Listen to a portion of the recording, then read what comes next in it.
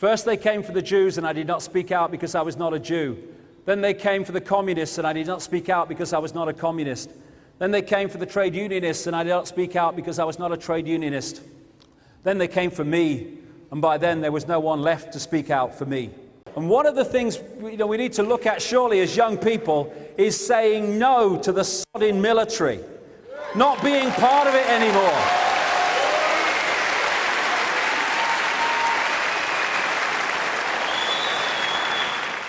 And if, as they said in the 60s, what if we had a war and no one turned up? No war. It's because we play a part in the system that is controlling us that the system is allowed to control us. If we will not be part of it, it cannot exist.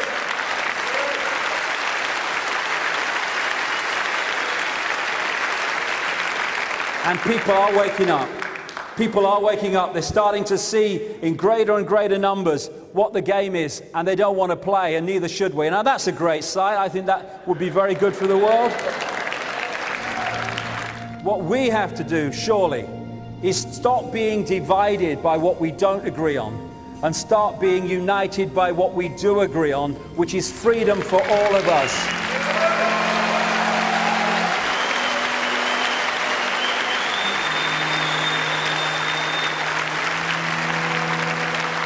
I don't care what someone's religion is, I don't care what their background is, I don't care what their bloody genetics is. Doesn't give a damn, they're just all one consciousness anyway. But if we let that stuff divide us, and that's what's happening now. Oh yes, let's turn attention against the Muslims. Let's turn attention against these people and these people and these people. Let's pick them off, and then we'll come for you. Unity is what will bring this to an end. Not looking the other way because it doesn't affect us in the moment. It will affect us eventually if we do that. And that's what people in uniform need to understand. They are policing in a state that also affects them and their children.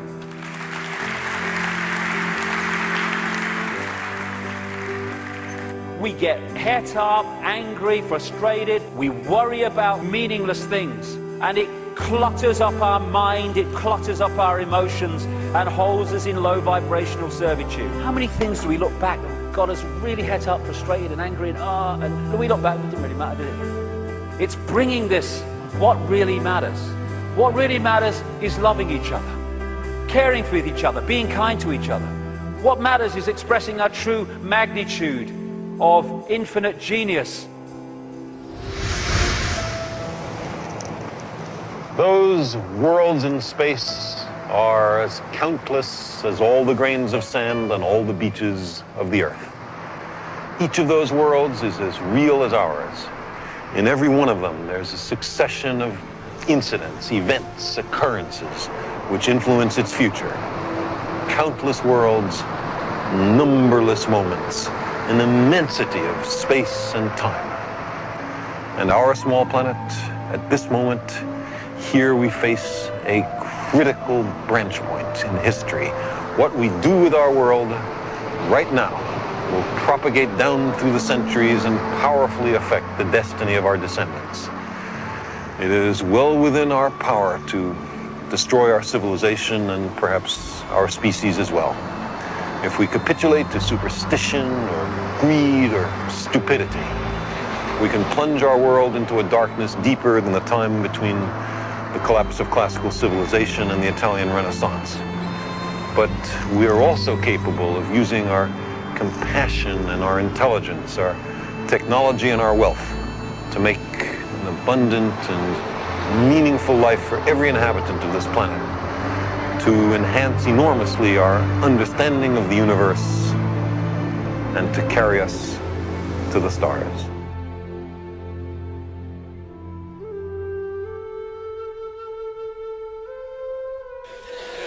Those guys were in hog heaven out there. You understand, man? They had a big weapons catalog opened up. What's G12 do, Tommy? Well, it says here it destroys everything but the fillings in their teeth. Helps us pay for the war effort. Well, shit, pull that one up. Pull up G12, please.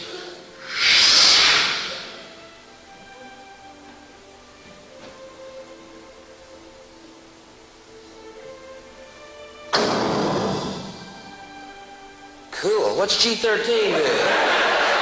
Because I'm fascinated by it. I'm fascinated that our government could lie to us so blatantly, so obviously for so long, and we do absolutely nothing about it. I think that's interesting in what is ostensibly a democracy. Sarcasm. Come on in. People say, Bill, quit talking about Kennedy, man. It was a long time ago. Just let it go. All right? It was a long time ago. Just forget it. I'm like, all right, then don't bring up Jesus to me. As long as we're talking shelf life here, you know. Go back to bed, America. Your government has figured out how it all transpired. Go back to bed, America. Your government is in control again. Here's American Gladiators. Watch this. Shut up. Go back to bed, America. Here's American Gladiators. Here is 56 channels of it. Watch these pituitary retards bang their fucking skulls together and congratulate you on living in the land of freedom. Here you go, America. You are free to do as we tell you. You are free to do as we tell you. All my point is there's a lot of ways to look at the world. You know what I'm saying? Why pick the way you learn over TV? Because it's usually wrong. I'm going to share with you a vision that I had because I love you and you feel it. You know all that money we spend on nuclear weapons and defense every year, trillions of dollars, correct? Instead, just play with this. If we spent that money feeding and clothing the poor of the world, and it would pay for it many times over, not one human being excluded. Not one human being excluded, and we can explore space together, both inner and outer, forever in peace. Thank you very much. You've been great. I hope you enjoy it. Thank you very much. You're great. You guys are great. Thank you very much. Good night.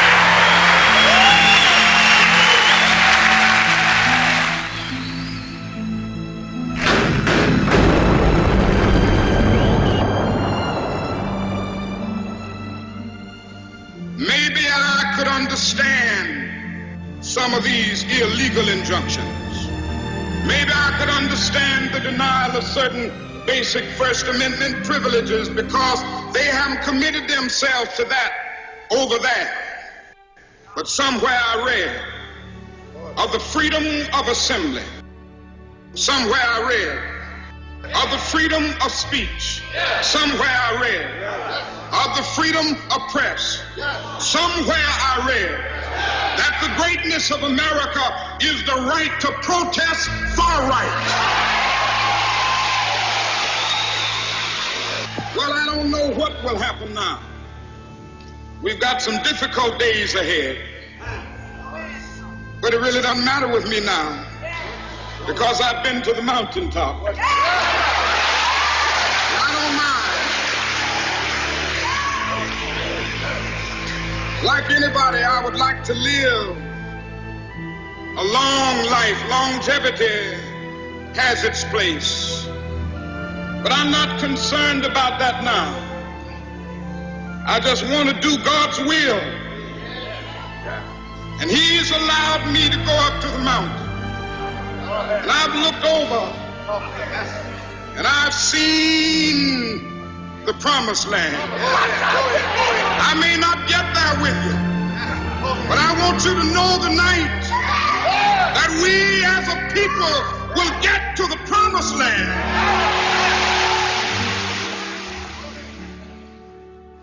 I have some very sad news for all of you, and I think sad news for all of our fellow citizens and people who love peace all over the world.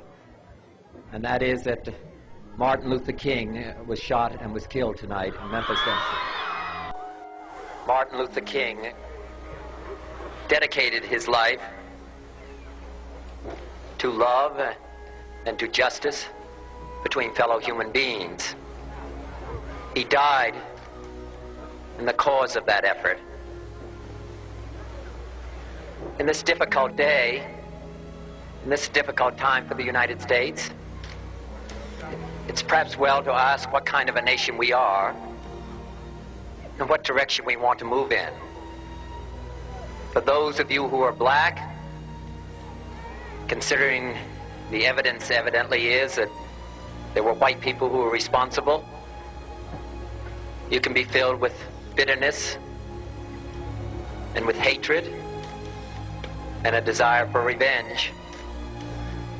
We can move in that direction as a country, in greater polarization, black people amongst blacks and white amongst whites, filled with hatred toward one another. Or we can make an effort, as Martin Luther King did, to understand and to comprehend and replace that violence, that stain of bloodshed that is spread across our land, with an effort to understand compassion and love. For those of you who are black and are tempted to be filled with hatred and mistrust of the injustice of such an act against all white people, I would only say that I can also feel in my own heart the same kind of feeling. I had a member of my family killed, but he was killed by a white man. But we have to make an effort in the United States. We have to make an effort to understand, to get beyond or go beyond these rather difficult times. My favorite poem, my favorite poet was Aeschylus, and he once wrote,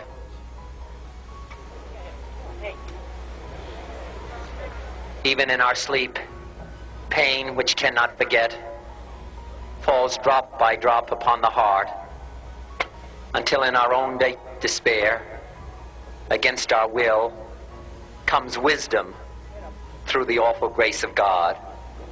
What we need in the United States is not division.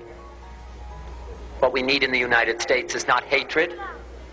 What we need in the United States is not violence and lawlessness, but is love and wisdom and compassion toward one another, feeling of justice toward those who still suffer within our country, whether they be white or whether they be black.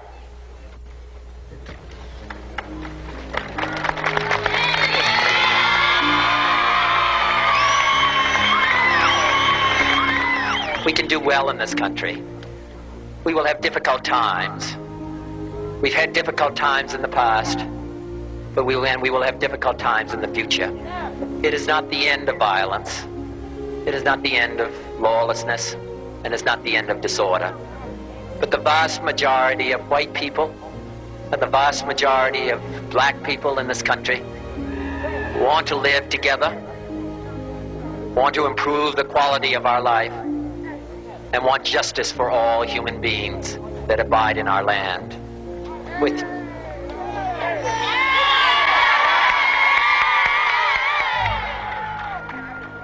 People ask me, what will work?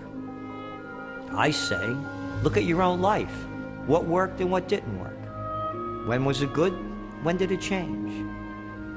When did it change? So it's about morality. And until the morality comes back, nothing is going to change. There's not going to be a leader that's going to come out riding on a white horse. It's about each individual. It's about you. It's about who you are. What are you doing every day to make your life better and other people's? For me, hell is taking that last breath and knowing that you weren't the person who you said you were. Martin Luther King said, "Darkness cannot drive out darkness, only light can do that. Hate cannot drive out hate, only love can do that." This is not a case of transformation of the world through stockpiling weapons and division and conflict and let's meet violence with violence, because we'll just be caught in the same illusion. He said also, cowardice asked the question, is it safe? Expediency asked the question, is it politic? Vanity asked the question, is it popular? But conscience asked the question, is it right? And there comes a time when one must take a position that is neither safe, nor politic, nor popular, but one must take it because it is right.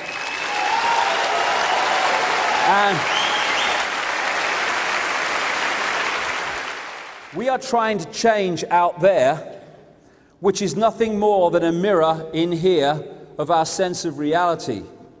We're out there, we're doing this, we're doing that, trying to change this reality out there. We're never going to do it because it doesn't exist out there. It exists in here and it exists in here if we come from consciousness.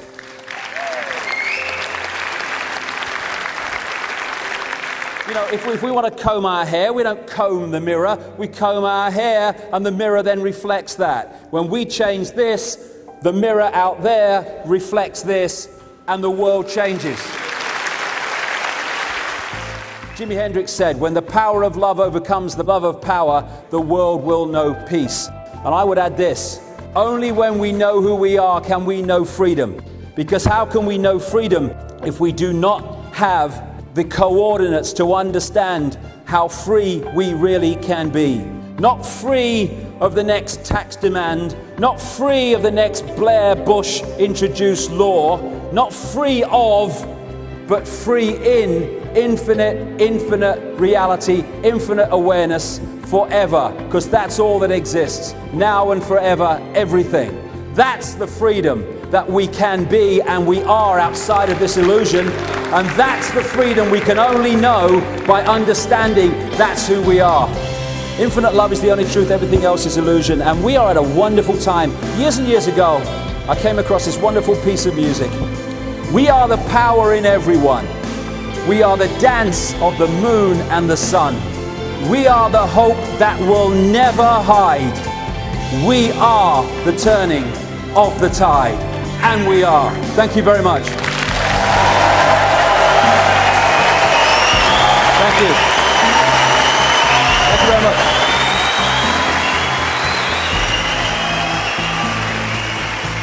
Thank you very much.